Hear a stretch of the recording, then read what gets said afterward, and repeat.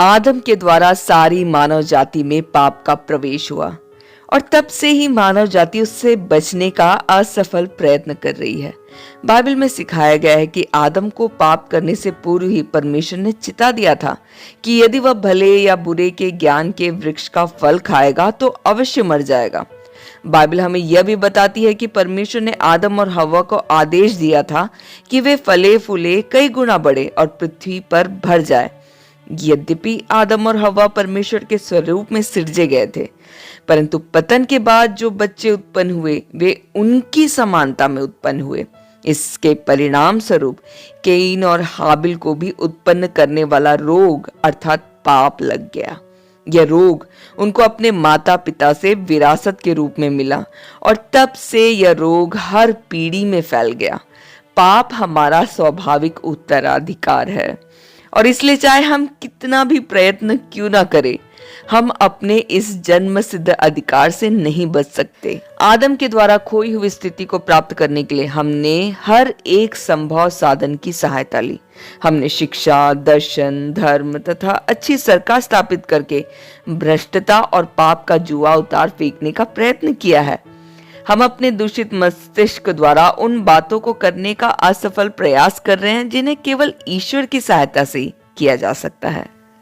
हमारे उद्देश्य अच्छे और हमारे कुछ प्रयत्न प्रशंसनीय थे, परंतु लक्ष्य को प्राप्त करने की दृष्टि से ये सब अपर्याप्त ही रहे। ज्ञान अन्वेषण और प्रगति की उत्कट लालसाओं से प्रेरित हमारी समस्त योजनाएं हमें उस स्थान से तनिक भी आगे नहीं बढ़ाती जहां से हमने चलना आरंभ किया था। फिर भी आज हम वही भूल कर रहे हैं जो आदम ने की थी। हम परमेश्वर की आज्ञाओं का पालन करने के बदले अपने अधिकार तथा अपनी शक्ति से राजा बनने का प्रयत्न कर रहे हैं।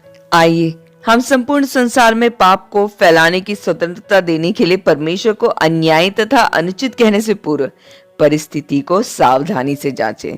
परमेश्वर ने हम पर अनंत कृपा करके अपने पुत्र को भेजा कि वह हमें हमारी कठिनाइयों से बचने का रास्ता दिखाए। उसने अपने पुत्र को भेजा कि वह भी मनुष्य की समानता में उन्हीं परीक्षाओं का अनुभव करे जो आदम के सामने आई थी और उन पर विजयी हो। शैतान ने प्रभु यीशु मसीह को वैसी ही परीक्षा में डाला जैसे उसने आदम को डाला था। जिस प्रकार शैतान ने हव्वा के द्वारा आदम को शक्ति और महिमा का लालच दिया था, ठीक उसी प्रकार उसने प्रभु यीशु मसीह को भी यही लालच देने का प्रयत्न किया, परंतु भिन्नता यह थी कि प्रभु यीशु मसीह परीक्षा में जयवंत हुआ। शैतान ने उसको संसार का सारा राज्य दिखाया और प्रतिज्ञा की कि अगर वह परमेश्वर के पीछे चलना छोड़कर उसके पीछे चले तो वह उसको शक्ति और महिमा देगा। परंतु हमारे परम धन्य प्रभु ने शैतान से कहा, हे शैतान, दूर हो जा, क्योंकि लिखा है कि तू प्रभु अपने परमेश्वर को प्रणाम कर और केवल उसी की उपासना कर। आने वाली सब पीढ़ियों के लोगों पर अपने पाप रहित स्वभाव को प्रकट करने के लिए वह परीक्षा करने वाले शैतान पर पूर्णतः जयवंत हुआ।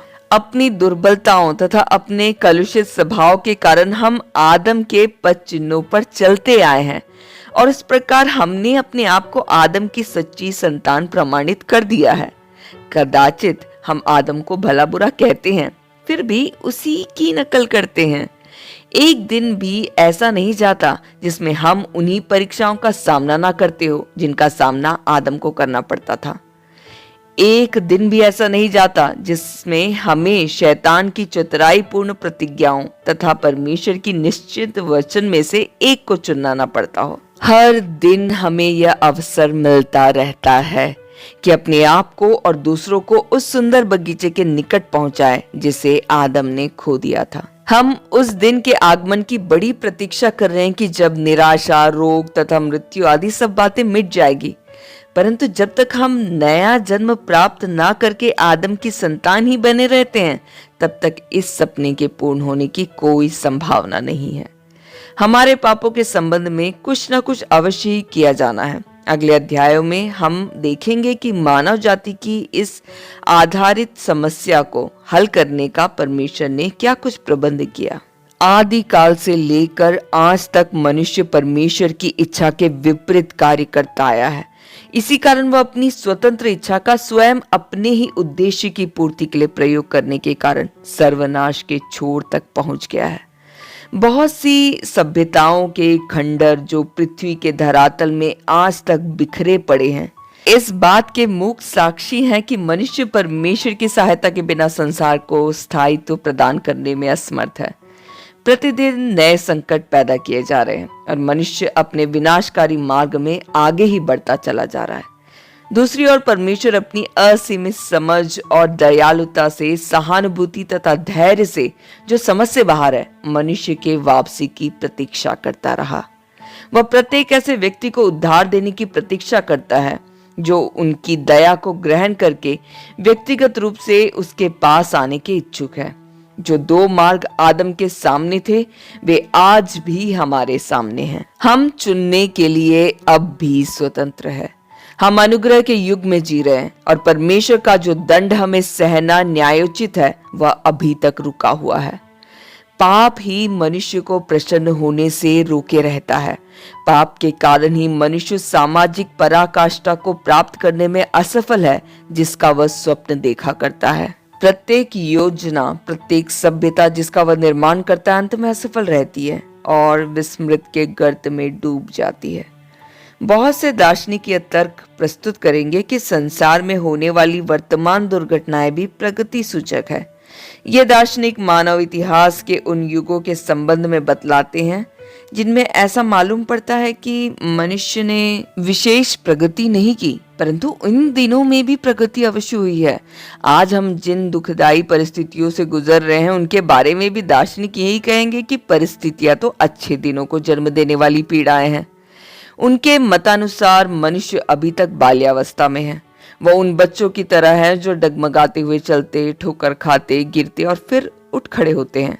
वह अभी तक परिपक्व नहीं बन सका है। वह कई सदियों पश्चात ही ऐसा बन सकेगा।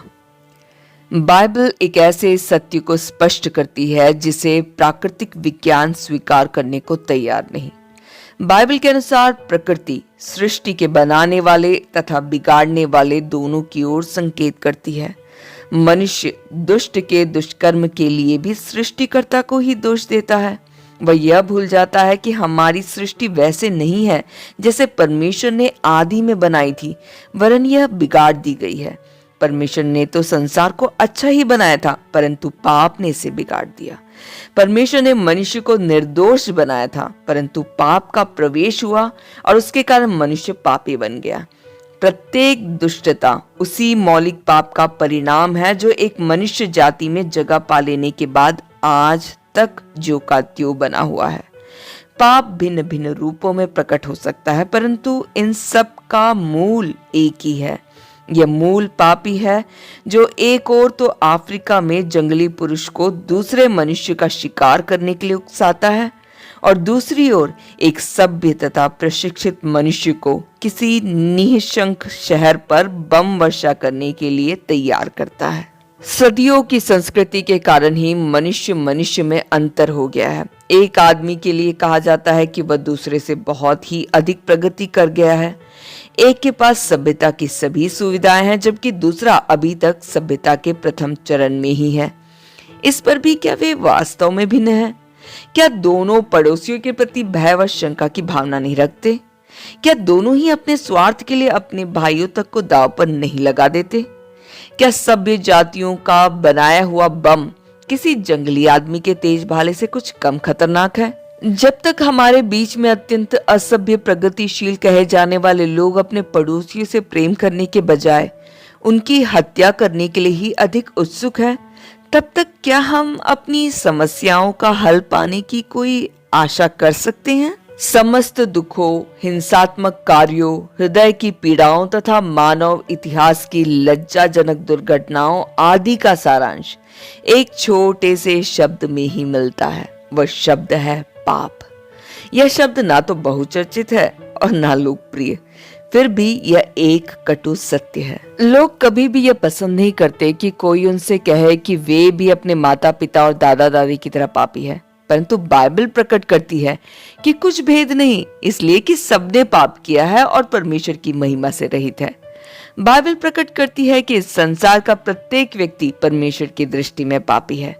जब कभी मैं किसी व्यक्ति को ऐसे गंभीर कथन की अवहेलना करते हुए सुनता हूं, तो मुझे एक कथा याद आती है। किसी गिरजे में एक कार्यकर्ता एक दिन पादरी के पास आया ताकि उससे पाप के संबंध में कुछ बातें करे। उसने पादरी से कहा, पादरी साहब, कलीसिया के सदस्य चाहते हैं कि पाप के संबंध में आप इतना अधिक ना बोले और ना इतने स्पष्ट रूप से समझाए। हमें ऐसा आभास हो रहा है कि अगर हमारे जवान लड़के और लड़कियां आपको इस विषय में इतना अधिक बोलते हुए सुनेंगे तो उनको पापी बनने में बहुत आसानी होगी। आप पाप को भूल क्यों नहीं कहते, या कहिए कि हमारे जवान लोग अनुचित निर्णय करने के दोषी हैं, पर आप कृपया पाप के संबंध में इतना खुलकर बातें ना कीजिए। इस पर पादरी साहब ने आगे बढ़कर एक ऊंची अलमारी में से विष की एक बोतल निकाली और अपने मेहमान को दिखाया। उस बोतल पर बड़े बड़े अक्षरों में लाल रंग की स्याही से लिखा था, विष मत छुओ। पादरी ने पूछा, बताइए तो मैं क्या करूं? क्या आप सोचते हैं कि मेरे लिए यह बुद्धिमानी की बात होगी कि मैं इस स्पष्ट निर्देश पत्र को निकालकर उस पर अंगूरी शरबत का लेबल चिपका दूं? क्या आपको नहीं दिखाई दे रहा कि लेबल को बदलकर हम उसे जितना शिथिल करना चाहते हैं उतना ही अधिक विष की भयंकरता बढ़ती है। पाप, वही पुराना पाप जिसने आदम का पतन कराया था, आज भी एक ऐसा रोग है जिससे हम सब पीड़ित हैं। अतः यदि हम इस पर अधिक आकर्षक या लुभावने वाले लेबल लगाकर इसको नया रूप प्रदान करने की चेष्टा करेंगे तो यह अवश्य हमको अधिक हानि पहुंचाएगा। हमें इसके लिए नए शब्द की आवश्यकता नहीं है। हमारे लिए आवश्यकता तो इस बात की है कि हम इसी वर्तमान शब्द अर्थात पाप के अर्थ को मालूम करें। यद्यपि आज संसार में पाप निश्चित रूप से व्याप्त है, फिर भी असंख्य लोग ऐसे हैं जो इसके वास्तविक अर्थ से पूर्णता अनभिज्ञ है। पाप के संबंध में बहुत से स्त्री पुरुषों का दूरदर्शी और बहका हुआ दृष्टिकोण ही उनके हृदय परिवर्तन के मार्ग में सबसे बड़ी बाधा है। पाप के संबंध में वास्तविक समझ की कमी ही बहुत से मसीहियों को सच्चा मसीही जीवन जीने से रोकती है।